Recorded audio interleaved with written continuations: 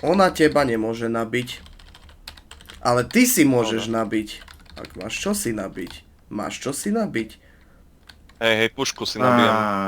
Ja si nabijem, počkaj. Do piče, mal som Poď na byť pivo dneska.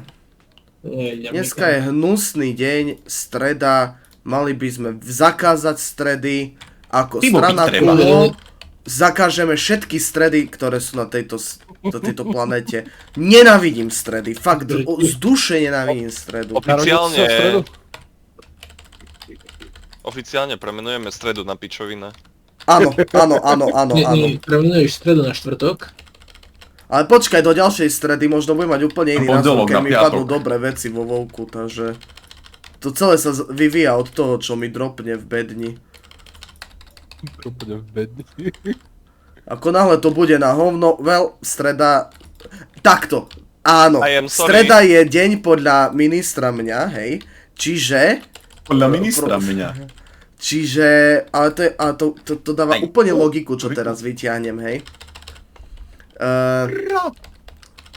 Teraz to fakt, že to je normálne, že premakané, počúvajte. Že proste, keď ja budem mať na piču stredu, tak sa tá streda premenuje, ale keď budem mať v pôvode stredu, tá streda ostane stredou. To je strašne dobrý nápad.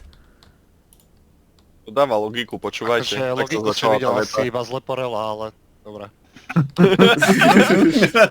Sa mi páči, jak úplne naraz sme mu to spičovali.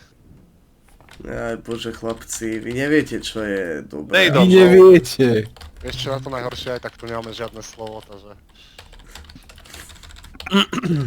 Nemáte žiadne slavo?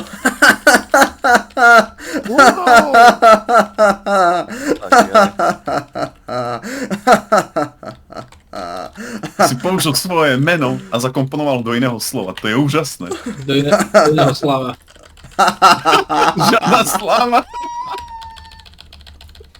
Zabijem.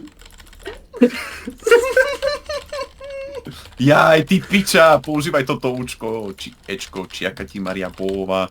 To ty účko. Jaj. Bože môj.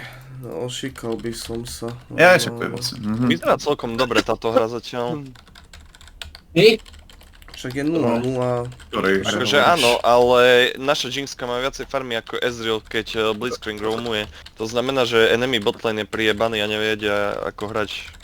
A proti Rómu. akože keď chceš povedať, že keď Blitzcrank roamuje, tak on že cigáni? Krista Boha!